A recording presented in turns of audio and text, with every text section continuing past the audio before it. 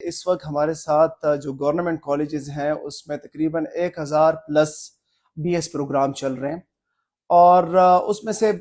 ایسے کالجز ہیں جو کہ بڑا فلرش کر رہے ہیں۔ ابھی آپ نے دیکھا ہوگا انٹرمیڈیٹ کے لیول پہ بہت سے کالجز، سرکاری کالجز جو ہیں وہ کر چکے ہیں، ٹاپ بھی کر چکے ہیں۔ ایسے کالجز ہیں، ایسے ڈسپلنز ہیں کہ جس میں انرولمنٹ بہت کم ہے،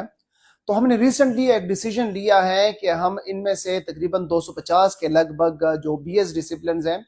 جس میں پہلے تو اس کے انرولمنٹ اچھی ہوتی ہے سٹارٹ میں، لیکن 5th سیمیسٹر سے آنورڈ جو ہے اس میں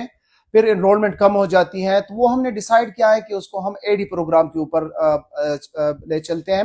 ایسوسیٹ ڈگری کے اوپر۔ تو 4 سیمیسٹر کے جب وہ پڑھیں گے اس کے اختتام پہ ان کو اے ڈی کی ڈگری دی جائے گی۔ اب اگر وہ کنٹینیو کرنا چاہتے ہیں آنورڈ، تو 5ویں سیمیسٹر میں اس کو کسی بھی کالج کے اندر یا یونیورسٹی کے اندر اس کو داخلہ دیا جا سکتا ہے، اور وہ اپنی بی ایس کی پروگرام جو کہ ایکولنٹ ہے ماسٹر کے 16 ایئر ایجوکیشن کے، وہ لے لے گا، اور اگر وہی پہ روکنا چاہتے ہیں تو اس کو اے ڈی پروگرام جو ہے وہ دیا جائے گا۔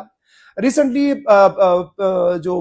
ہمارا انشاءاللہ تعالی ایک تو آج ہے، اور آنے والا جو کیبنٹ میٹنگ ہے اس کے لیے ہم نے ایک پروپوزل بنائی ہے، اور اس میں ہم یہ رکھ رہے ہیں کہ جو بھی اے ڈی پروگرام جس نے ڈگری کی ہے، تو جو ہمارا پرانا بی اے تھا 14 سال کی ایجوکیشن کا، اس کے ایکویلنٹ جہاں پہ بھی نوکری آئے گی تو وہاں